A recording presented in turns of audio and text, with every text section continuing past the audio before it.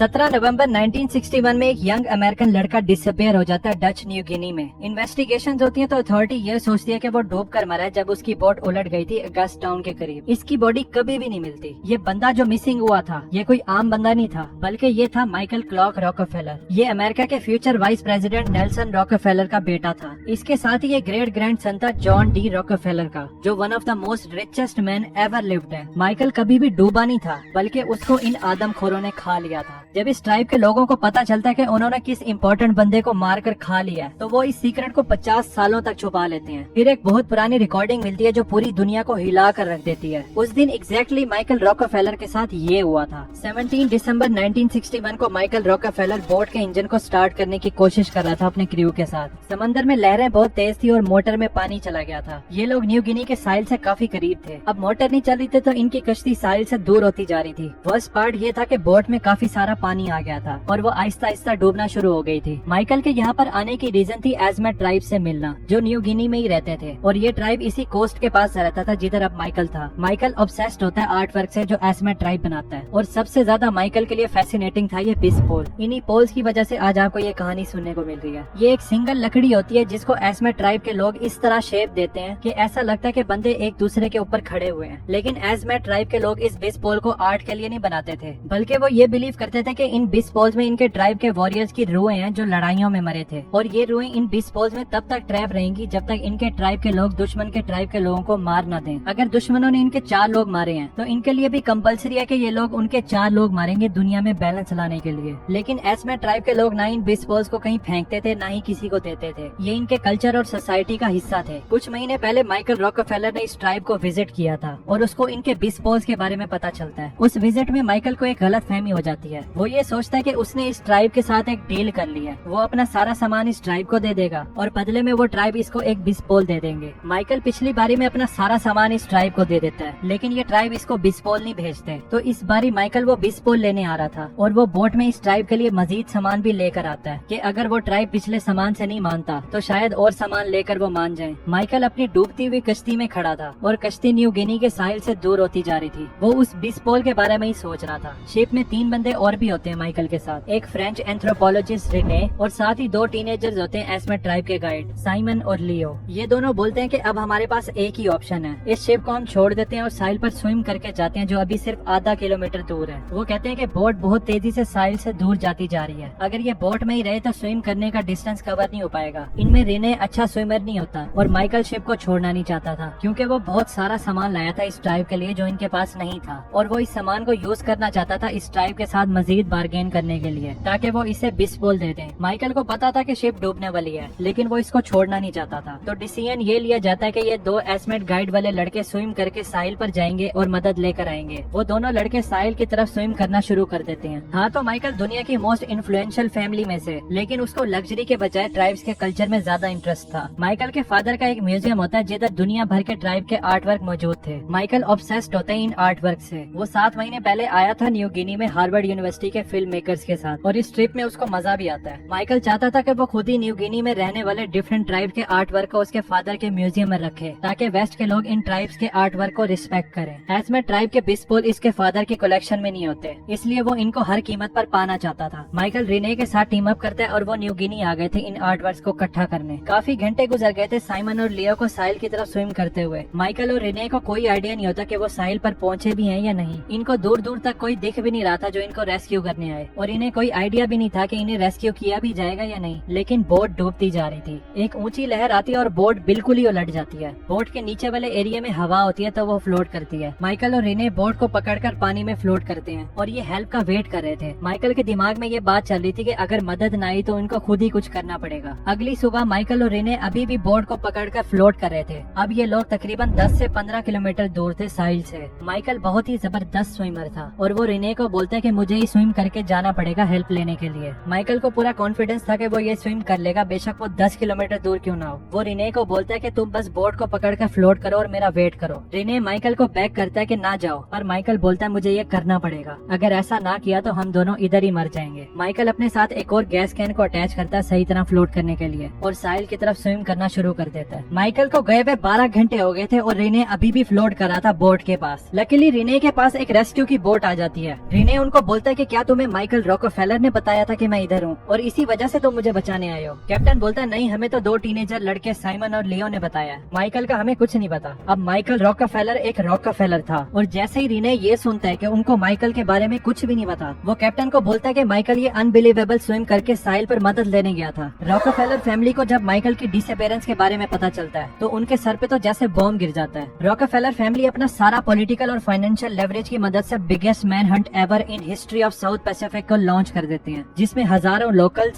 सैकड़ों ship, helicopter और spotter plane थे। माइकल रॉकफेलर के फादर और उनके ट्विन सिस्टर खुद फ्लाई करके न्यू गिनी आते हैं इस सर्च को लीड करने के लिए। ये लोग हर जगह देखते हैं लेकिन माइकल का कुछ भी नहीं पता चलता और 10 फ्रूटलेस दिनों के बाद रॉकफेलर फैमिली वापस चली जाती है। लेकिन माइकल की सर्च सालों तक चलती है, उतनी एक्सट्रीम नहीं होती जितनी पहले हफ्तों में हुई थी। बस उस एरिया में कोई ना कोई माइकल को ढूंढता ही रहता था। फिर फाइनली ईयर 1964 माइकल के शोर की तरफ स्विम करने के 3 साल बाद रॉकफेलर फैमिली ये एक्सेप्ट कर लेती कि माइकल डूब के मरा है, जब वो ये 10 से 15 किलोमीटर की स्विम कर रहा था मदद लाने के लिए। जितना डिस्टेंस माइकल के लिए था स्विम करना, उसी सेम डिस्टेंस को काफी लोगों ने स्विम करके रेप्लिका किया था। और मजे की बात यह है कि उसमें से हर बंदा जिंदा शोर पर पहुंच गया था। ये बात नोट करने वाली है कि माइकल ने मिलिट्री ट्रेनिंग ली थी और इसके साथ ही वो एक जबरदस्त स्विमर भी था। अगर हम इस 15 किलोमीटर स्विम को देखें तो वैसे भी लोग बहुत अच्छा परफॉर्म करते हैं जब फेलियर का मतलब सीधा मौत हो। स्क्विड गेम ही देख लो। इसी वजह से सबको ये लगता था कि माइकल उधर ही कहीं है। और न्यू गिनी में तो एक अलग ही स्टोरी सुनने को मिल रही थी। 1969 में जब 5 साल गुजर जाते हैं माइकल रॉकफेलर की फैमिली को उसको डेड डिक्लेयर किए हुए, एक रिपोर्टर था मिल्ट मैकलेन। वो एक ऑस्ट्रेलियन बंदे से सुनता है कि उसने रिसेंटली माइकल रॉकफेलर को न्यू गिनी के जंगल में देखा है, जो उसके गायब होने वाली लोकेशन से थोड़ा सा दूर थी। मिल्ट मैकलेन उसकी बात पर यकीन कर लेते और अपने फिल्म क्रू के साथ न्यू गिनी पहुंच जाता है। वो उस एरिया में हर जगह देखता है, लोकल से बात भी करता है, लेकिन वहाँ पर माइकल का नामो निशान नहीं था। फिर मिल्ट मैकलेन वापस आ जाता है। मिल्ट मैकलेन और उसके क्रू ने सारी वीडियो बनाई थी इस ट्रिप की, वहाँ के ट्राइब की, लोकल एरिया की, जिधर माइकल हो सकता था। वो लोग इस फुटेजेस को आकर देखते भी नहीं है। माइकल तो मिला नहीं था तो वो इन वीडियो फुटेजेस को साइड पर रख देते हैं। इसके 40 साल बाद एक और फिल्म क्रू तैयार होता है माइकल को ढूंढने के लिए, क्योंकि काफी सारी अफवाहें फैल रही थी कि माइकल अभी भी जिंदा है और वो लोकल लोगों के साथ रह रहा है। ये क्रू जाने से पहले इन कभी ना देखी हुई वीडियो फुटेजेस को ढूंढ लेते हैं। जब वो इन सारे फुटेजेस को देखते हैं तो उनको बड़ी ही अजीब चीज दिखाई देती है। एस्मे ट्राइब के वॉरियर्स बोट में दूसरे ट्राइब के साथ लड़ने जा रहे होते हैं, तो इनके दरमियान एक दाढ़ी वाला व्हाइट बंदा होता है जो कि बिल्कुल ही माइकल रॉकफेलर लग रहा था। तो इसके बाद तो रूमर्स फैल जाते हैं कि एक बिलियनर लड़का सब कुछ छोड़कर एस्मे ट्राइब का हिस्सा बन गया है। लेकिन अभी भी कोई आइडिया नहीं था कि वो माइकल है भी या नहीं, क्योंकि वो कोई भी हो सकता था, कोई विजिटर, कोई मिशनरी या कोई व्हाइट बंदा जो न्यू गिनी में रहता हो। 2012 में जब 4 साल गुजर जाते हैं मिल्ट मैकलेन की इस अनवॉच्ड फुटेजेस को देखे हुए और 50 साल गुजर जाते हैं माइकल रॉकफेलर को मिसिंग हुए, नेशनल जियोग्राफिक के जर्नलिस्ट कार्ल हॉफमैन ये बहुत ही फैसिनेट थे माइकल रॉकफेलर को लेकर जो मिस्ट्रीज चल रही थी, और ये डिसाइड करते हैं कि ये न्यू गिनी जाएंगे और फाइनली इस केस को सॉल्व करेंगे। फिर कार्ल और उनका इंटरप्रेटर न्यू गिनी पहुंच जाते हैं और ये लोग एस्मे ट्राइब के साथ रहना शुरू कर देते हैं। इनको काफी महीने लगते हैं उनका ट्रस्ट और रिस्पेक्ट जीतने के लिए। तो एस्मे ट्राइब के लोग कार्ल को एक नई स्टोरी बताते हैं माइकल रॉकफेलर को लेकर, जो आज तक किसी ने भी नहीं सुनी थी, और ये रियल स्टोरी थी जो माइकल के साथ हुआ था। ये ट्राइब कार्ल को वार्निंग देता है कि अगर उसने किसी को बताया जो माइकल रॉकफेलर के साथ हुआ है तो इनका पूरा विलेज मर जाएगा, और वो कहते हैं साथ तुम भी मर जाओगे। लेकिन कार्ल उनकी बात नहीं सुनते, वो इस ट्राइब से पूरी स्टोरी सुनते हैं और न्यू गिनी वापस आ जाते हैं। फिर कार्ल एक बुक लिखते हैं जिसका नाम था सैवेज हार्वेस्ट, और इनकी बुक के मुताबिक माइकल रॉकफेलर के साथ ये हुआ था। 19 नवंबर 1961 की मॉर्निंग को तकरीबन 24 घंटे बाद जब माइकल रॉकफेलर अपनी 10 से 15 किलोमीटर के स्विम शुरू करते हैं हेल्प लाने के लिए, 3 एस्मे ट्राइब के बंदे फिन, एजिम और पेप, ये लोग 50 ट्राइब के बंदों के साथ अपनी पानी की कश्तियों में बैठे थे। ये लोग कहीं जा नहीं रहे थे, बस समंदर के किनारे रुके हुए थे। फिर एजिम एकदम से नोटिस करता है कि कोई चीज साहिल पे आ रही है, कोई व्हाइट सी चीज है जो इनकी तरफ आ रही है घसीटती हुई। एजिम फौरन दूसरों को बताता है कि देखो वहाँ पर कोई चीज है, शायद क्रोकोडाइल, सांप या और कोई चीज। तो ये ट्राइब के लोग उस लकड़ी की कश्तियाँ चलाकर उस व्हाइट चीज के पास जाते हैं। कुछ लोग स्पेयर्स अपने हाथ में पकड़कर तैयार थे अटैक करने के लिए, लेकिन जब वो देखते हैं कि ये क्रिएचर क्या है, ये एक व्हाइट बंदा था, तो ये इनके लिए खतरा नहीं होता, तो वो सब अपनी स्पेयर्स पीछे रख लेते हैं। और वो व्हाइट बंदा जो माइकल रॉकफेलर था, वो पलट कर देखता है तो उसको यकीन नहीं आता कि वो 10 मील स्विम करके आया है और वो उसी ट्राइब के पास पहुंच गया जिसको वो मिलना चाहता था। माइकल सकून में आ गया था। वो इनकी लकड़ी की शिप को पकड़ता है ऊपर आने के लिए। उसमें से पीप नीचे देखता है माइकल को कि उसने लकड़ी की बोट पकड़ी हुई है। फिर पीप ऊपर देखता है एजिम और फिन की तरफ। वो लोग एक दूसरे को देखते हैं, फिर माइकल की तरफ देखते हैं, फिर एक दूसरे की तरफ देखते हैं और सर हिलाते हैं जैसे ये लोग कुछ करने वाले हैं। पीप माइकल की मदद करता है उसको लकड़ी की बोट में बिठाने के लिए। माइकल बोट में लेट जाता है और वो थक जाता है इतनी लंबी स्विम करके। फिर ट्राइब अपनी बोट को मोड़ते हैं और रिवर में पैडल करना शुरू कर देते हैं। जैसे वो पैडल कर रहे थे उसके साथ ही वो अजीब नारे लगा रहे थे। तमाम 50 ट्राइब के मेंबर नारे लगा रहे थे। माइकल ने एस्मे ट्राइब के कल्चर को स्टडी किया था और उसको लगता था कि उसको काफी कुछ पता है इनके कल्चर के बारे में, लेकिन उसने इस तरह के नारे कभी भी नहीं सुने थे। वो इस ट्राइब से पूछता है कि इसका क्या मतलब है। वो इसको इग्नोर करते हैं और पेडल मारते हैं, साथ ही नारे भी लगाते हैं। माइकल वहाँ पर लेटा हुआ था और वो ये सोच रहा था कि ये लोग उसको सेफ्टी की तरफ लेके जा रहे हैं। फिर एकदम से सारे नारे बंद होते हैं और सारी कश्तियाँ टर्न करती हैं उस जगह जिधर एक छोटी सी क्लियर जमीन थी। माइकल नोटिस करता है कि वो लोग स्लो हो रहे हैं, तो वो बोट से उठकर झांकता कि शायद ये लोग विलेज आ गए हैं, लेकिन वहाँ पर कोई विलेज नहीं था, बस एक क्लियर एरिया था जमीन का। माइकल ये सोच रहा था कि जल्दी वो इनके विलेज जाएगा, जिधर वो किसी बंदे को ढूंढेगा जो अथॉरिटीज के साथ इन टच होगा। फिर वो उनको बताएगा कि रीने की हेल्प करनी है और साइमन और लियो को भी ढूंढना है। तो माइकल अपनी शिप में एक बंदे से पूछता कि वो उसकी मदद करेंगे, लेकिन इनके दरमियान काफी बड़ा लैंग्वेज बैरियर था, जिसकी वजह से ये उनको अपनी बात समझा ही नहीं पा रहा था। फिर एस्मे ट्राइब का एक बंदा माइकल पर हंसना शुरू कर देता है। उसको देखकर सारा ट्राइब भी उस पर हंसना शुरू कर देता है। माइकल को कोई आइडिया नहीं था कि क्या चल रहा है। इससे पहले उसको कुछ पता चले पूरा ट्राइब खामोश हो जाता है। वो बोट से जमीन पर उतरना शुरू हो जाते हैं। माइकल को पता चल गया था कि कुछ गड़बड़ है। ट्राइब के साथ बोट से उतरने के बजाय वो बोट में इस तरह लेटा रहा जैसे वो उनसे दूर जाना चाहता हो। फिर वो ट्राइब का बंदा जो माइकल पर हंस रहा था, वो माइकल के साथ खड़ा होता है और नारे लगा रहा होता है। वो माइकल को देखकर स्माइल करता है और अपनी स्पेयर उठाकर माइकल की राइट साइड पर खुबा देता है। जैसे ही वो ये करता है, दूसरे ट्राइब के मेंबर अपने हॉर्न उठाकर बजाने लग जाते हैं। माइकल पेन से चीखे मारा था, लेकिन उसमें अपने आप को डिफेंड करने की हिम्मत ही नहीं थी। फिर वो बंदा दोबारा स्पेयर को हवा में उठाकर माइकल की लेफ्ट साइड पर खुबा देता है। माइकल दर्द के साथ बोट से रोल होकर नीचे गिरता है। वो उनसे दूर तो जाने की कोशिश करता है, लेकिन वो कहीं बचकर जा नहीं सकता था। दो ट्राइब के बंदे आते हैं और माइकल को वो कंधे से एक एक साइड से पकड़ लेते हैं। फिर वो उसको जंगल के क्लियर एरिया की तरफ लेकर जाना शुरू करते हैं। जैसे ही वो लेकर जा रहे थे तो ट्राइब के लोग नारे लगा रहे थे और साथ हॉर्न भी बजा रहे थे। माइकल रॉकफेलर को उस क्लियर एरिया के मिडल में लाकर घुटनों पर बिठा देते हैं। फिर एक ट्राइब का बंदा माइकल के पास आता है, उसके बाल पकड़कर सर आगे की तरफ करता है, जिसकी वजह से उसकी नेक एक्सपोज हो जाती है पीछे से। ट्राइब का एक बंदा और आता है माइकल के पास। उस बंदे के हाथ में कुल्हाड़ा होता है और वो माइकल की गर्दन पे मार देता है। होता यह है कि एस्मे ट्राइब को पता होता है कि माइकल कौन था। उनको याद था कि माइकल आया था इनके पास कुछ महीने पहले, जब उसने इनके बिस्पोल को लेने की कोशिश की थी। और ये लोग बहुत ज्यादा नाराज हो गए थे कि एक अमीर वाइट बंदा आकर हमारे स्पेशल आर्टिफैक्ट्स को इसलिए ले जाएगा कि वो म्यूजियम में रखे। तो उनके दिलों में माइकल के लिए नफरत थी, इसी वजह से उन्होंने इस बिस्पोल्स को भेजा भी नहीं था। फिर माइकल मैजिकली इनके रिवर में फ्लोट करके आ गया था। तो इनके 3 एल्डर फिन, पेप और एजिम, ये एक दूसरे को देखकर सर हिलाते हैं कि ये माइकल को अपने रिचुअल के मुताबिक मार देंगे अपने फेलो वॉरियर्स की डेथ का अवेंज करने के लिए, जिसकी रूहें इन बिस्पोल्स में ट्रैप थी। क्योंकि इस ट्राइब के बहुत सारे वॉरियर्स को व्हाइट मैन ने मारा था पास्ट में, तो माइकल को मार कर ही ये लोग बदला ले सकते हैं। तो वो जो नारे और हॉर्न माइकल ने सुने थे, वो इनके बंदे को मारने के लिए रिचुअल था। लेकिन ये लोग सिर्फ माइकल को मारते नहीं है। जैसे ही ट्राइब के बंदे ने माइकल की गर्दन पर कुल्हाड़ा मारा था, एक और ट्राइब का बंदा आता है। वो माइकल के सर को बालों से पकड़ता है, वो उसकी गर्दन पर छुरी चला देता है और उसका सर बॉडी से अलग कर देता है। फिर जैसे ही उसका सर अलग होता है, ट्राइब के बंदे आते हैं और उसकी बॉडी को पीसीज में काटना शुरू कर देते हैं। उसकी ऑर्गन निकालते हैं, उसकी हड्डियां निकालते हैं, मतलब जिस्म का हर हिस्सा। वो वहीं आग लगाते हैं, माइकल को कुक करते हैं और उसका गोश्त खाते हैं। उसका ब्रेन सबसे इम्पोर्टेंट था, तो वो ट्राइब के 3 एल्डर फिन, एजिम और पीप को ही अलाउ था उसे खाना। खाने के बाद जो गोश्त बचता है वो उसको अपने पाउचेज में रखते हैं बाद में खाने के लिए। फिन माइकल के स्कल को वापस विलेज में ले जाता है, उसको कवर करता है बनाना लीफ से और उसको पेंट भी करता है जैसे उसने कोई ट्रॉफी हासिल कर ली हो। इसके कुछ दिन बाद एक सर्च पार्टी आती है उस एरिया में माइकल को ढूंढने। एस्मे ट्राइब को पता था कि वो उसके बारे में एक लफ्ज भी अपने मुंह से नहीं निकाल सकते। अगर किसी को पता चला कि उन्होंने माइकल के साथ क्या किया है, तो वेस्टर्नर इनके ट्राइब को मार देंगे। इसी वजह से इस सीक्रेट को ये लोग डेकेड्स तक किसी को नहीं बताते, अंटिल नेशनल जियोग्राफी के कर्ल हफमैन इस स्टोरी को सुनते हैं और अपनी बुक में लिखते हैं। लेकिन अथॉरिटीज और माइकल रॉकफेलर की फैमिली खुद ही ऑफिशियल वर्जन को मानती है कि माइकल रॉकफेलर डूब कर मरा था स्विम करते हुए जब वो हेल्प लेने गया था। कमेंट्स में आपने बताना कि माइकल रॉकफेलर डूब के मरा था या इस ट्राइब के साथ रहने लग गया था जैसे कि वो फुटेज में दिखा था व्हाइट बंदा, या फिर इस ट्राइब ने इसको मारकर खा लिया था। अब फैसला आपने करना है। वीडियो पसंद आई है तो लाइक जरूर करना ताकि और लोगों को भी ये स्टोरी जानने का मौका